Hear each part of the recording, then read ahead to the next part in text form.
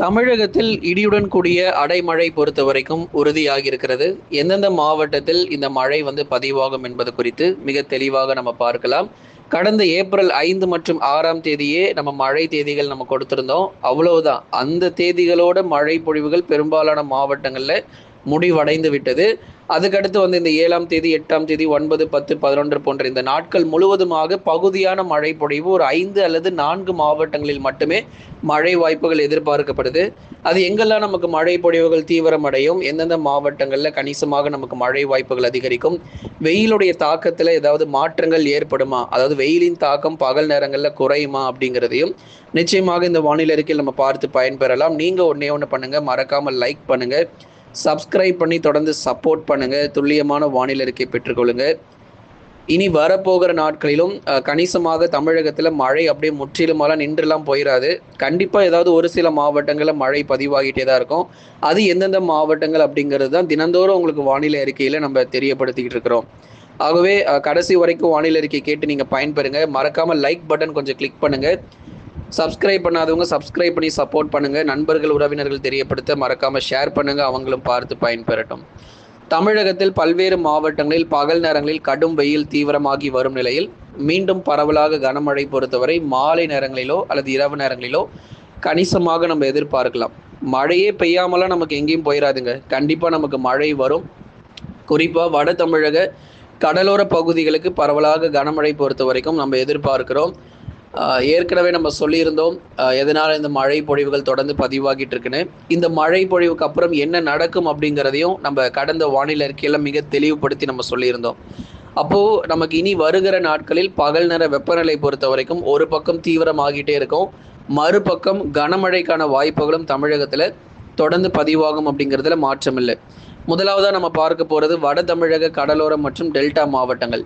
யார் யாரெல்லாம் கடலோரம் மற்றும் கடல் ஒட்டிய பகுதிகளில் இருக்கிறீங்களோ உங்களுக்கு மிதமான மழையும் ஒரு சில இடங்களில் கனமழைக்கான வாய்ப்புகளையும் எதிர்பார்க்கலாம்.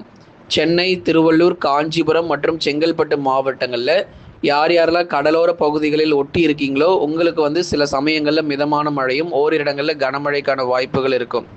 அதே மாதிரி விழுப்புரம், கடலூர் மாவட்டங்களிலும் கடலோர மற்றும் கடல் ஒட்டிய பகுதிகளில் மிதமானது முதல் கனமழை இருக்கும். அப்போ கடலோர மற்றும் கடல் ஒட்டி பகுதி இல்லாத இடங்களில் மழை இருக்காதா அப்படின்னா ஏதாச்சும் சில இடத்துல மட்டும்தான் இருக்கும். இப்போ உதாரணமாக காஞ்சிபுரம் மாவட்டங்கள் எடுத்துக்கிட்டிங்கன்னா ஸ்ரீபெரும்புதூர், வாலாஜாபாத்தில் ஓரளவு வானம் மேகமூட்டமாக இருக்கும், லேசான மழை வேணால் அதிகபட்சம் எதிர்பார்க்கலாம். இதுவே நீங்கள் சென்னை மெரினா கடற்கரை போன்ற இடங்கள் கடலோர பகுதிகள் நீங்கள் எடுத்துக்கிட்டீங்க அப்படின்னா ஓரளவு கனமழையாவது கண்டிப்பாக நமக்கு பதிவாகும். இதே போல தான் திருவள்ளூர் மாவட்டத்தில் கும்மிடிப்பூண்டி, பொன்னேரியில் சற்று பரவலான மழை பொழிவும், அதே மாதிரி திருவள்ளூர் மாவட்டத்தின் நகர பகுதிகளில் லேசான மழை மட்டும் கிடைக்கும். கடலூர் மாவட்டங்களில் வேப்பூர், திட்டக்குடி, பெண்ணாடம் இது போன்ற இடங்களில் பொதுவாக வானம் ஓரளவு மேகமூட்டமும், வடலூர், பன்ருட்டி போன்ற பகுதிகளில் லேசானது முதல் மிதமான மழையும், கடலூர் நகர பகுதிகளில் சற்று வலுவான கனமழை பொழிவுகளையும் எதிர்பார்க்கலாம். இது ஒரு உதாரணமாக நம்ம சொல்லி இருக்கிறோம். அதனால் கடலோர மற்றும் கடல் ஒட்டிய பகுதிகளில் மட்டும் சற்று வலுவான மழை பொழிவும், மற்ற இடங்களில் லேசானது முதல் மிதமான மழை மட்டும் எதிர்பார்க்கப்படுது. புதுச்சேரி மற்றும் காரைக்காலிலும் வானம் ஓரளவு மேகமூட்டமாக காணப்படும். சில சமயங்களில் லேசானது முதல் மிதமான மழை பொழிவு பதிவாகும். எல்லாமே ஒரு 15 நிமிடத்திலிருந்து ஒரு அரை மணி நேரங்கள் வரைக்கும் தான். ரொம்ப நீண்ட நேரம் மழை கூட இல்லை. ஓரளவு ஒரு குறுகிய நேரம் மழை கிடைச்சாலும் நல்ல ஒரு மழை வாய்ப்புகள் கடலோரத்தில் நிச்சயம் கிடைக்கும்.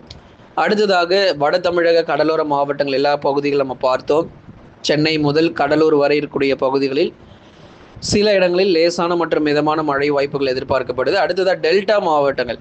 டெல்டாவில் தஞ்சாவூர், திருவாரூர், புதுக்கோட்டை, அரியலூர், பெரம்பலூர், திருச்சிராப்பள்ளி மாவட்டங்கள், மயிலாடுதுறை மாவட்டங்கள், காரைக்கால் போன்ற இடங்களிலும் பரவலாக மழை பொழிவுகள் அவ்வப்போது லேசானது முதல் மிதமான மழை அதிகரிக்கும். புதுக்கோட்டையினுடைய கடலோர பகுதிகள், அதே மாதிரி தஞ்சாவூர், திருவாரூர் தெற்கு பகுதி, அதிராம்பட்டினம், முத்துப்பேட்டை இது போன்ற இடங்களில் நம்ம கணிசமாக மழை வாய்ப்புகள் அதிகரிக்கும். ஓரிடங்களில் கனமழையும் எதிர்பார்க்கலாம். நாகப்பட்டினத்தினுடைய கடலோர பகுதிகளிலும் சில சமயங்களில் அவ்வப்போது விட்டு பரவலாக மழை பதிவாகிறதுக்கான வாய்ப்பு இருக்கும். மயிலாடுதுறை மாவட்டத்தினுடைய அந்த கடலோர பகுதிகள், சீர்காழி, தரங்கம்பாடி உள்ளிட்ட இடங்களிலும் மிதமான மழை பொழிவுகள் எதிர்பாருங்க. ஆகவே வட தமிழக கடலோரங்களிலும் டெல்டா மாவட்டத்தினுடைய கடலோரங்களிலும் கணிசமாக மழை பொழிவுகள் இன்றைக்கும் நாளைக்கும் எதிர்பார்க்கப்படுது. பகுதியாக மழை ஒதுக்கி தான் பதிவாகும். அடுத்ததாக தென் மற்றும் மேற்கு தொடர்ச்சி மலையொட்டிய மாவட்டங்கள் ராமநாதபுரம், ராமேஸ்வரம், மண்டபம், கீழக்கரை உள்ளிட்ட இடங்கள்.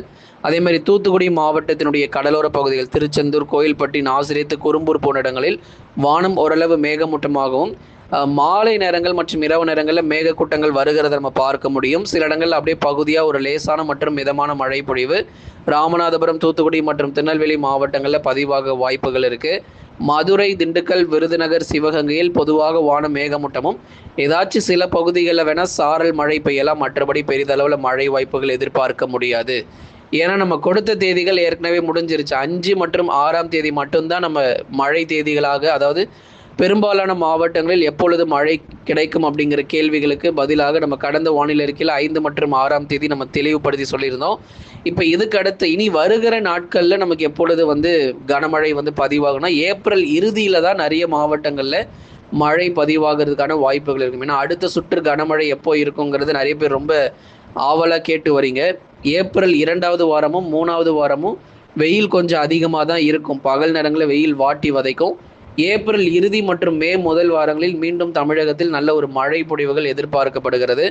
அதற்கு நடுவில் சில மாவட்டங்கள், அதாவது ஒரு 3 அல்லது 4 மாவட்டங்களில் மட்டும் லேசான மற்றும் மிதமான மழை பொழிவுகள் தொடர்ந்து பதிவாகிட்டே இருக்கும். மேற்கு தொடர்ச்சி மலையொட்டிய மாவட்டங்கள் நீலகிரி, கோயம்புத்தூர், தேனி மற்றும் தென்காசியில் வான மேகமூட்டம். சற்று வெப்பம் பொறுத்த வரைக்கும் கோயம்புத்தூர் நகர பகுதிகளில் கொஞ்சம் அதிகமாக காணப்படும். மற்றபடி மற்ற இடங்களில் வெப்பநிலை இயல்பான அளவை ஒட்டி இருக்கும். நீலகிரி, கோயம்புத்தூர், தேனி, தென்காசி போன்ற மாவட்டங்களில் வருகிற நாட்களில் அவ்வப்போது சில சமயங்களில் லேசான மழையோ அல்லது மிதமான மழையோ மலைப்பகுதிகளில், நகர பகுதி கிடையாது, மலைப்பகுதிகளில் மட்டும் மழை உண்டு. குறிப்பாக கோயம்புத்தூர் மாவட்டங்களில் வால்பாறை, சோலையாறு, சின்னக்கல்லாறு போன்ற இடங்கள் இங்கே மட்டும் மழை எதிர்பாருங்க. மற்ற இடத்துல மழை கிடையாது. அதே மாதிரி திண்டுக்கல் மாவட்டங்களில் கொடைக்கானல் போன்ற இடங்களில் சாரல் மழை இருக்கலாம், ஆனால் திண்டுக்கல்லில் மழை இருக்காது. திண்டுக்கல் நகர பகுதிகளில் இது போல் நமக்கு தேனி மாவட்டத்திலும் இருக்கக்கூடிய மலை பகுதிகள், தென்காசி மாவட்டங்கள், கன்னியாகுமரி போன்ற இடங்களிலும் மலைப்பகுதிகளில் மட்டுமே நமக்கு சாரல் மற்றும் மிதமான மழையாகவும் மற்ற இடங்களில் வானம் ஓரளவு மேகமூட்டமாக மட்டுமே காணப்படும். அடுத்ததாக மிக முக்கியமான ஒரு விஷயம், வட தமிழக உள் மாவட்டங்கள் பகல் நேர வெப்பநிலை 41 டிகிரி செல்சியஸ்க்கும் தாண்டி நமக்கு வெப்பநிலை பதிவாகும்.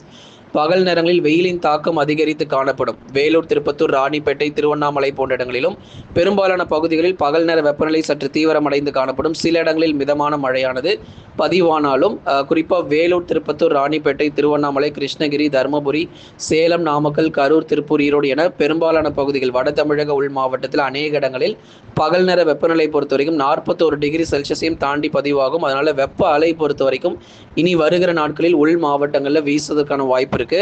அதனால பகல் நேரங்களில் பெரும்பாலும் வெளியே செல்கிறத தவிர்த்து கொள்ளுங்க.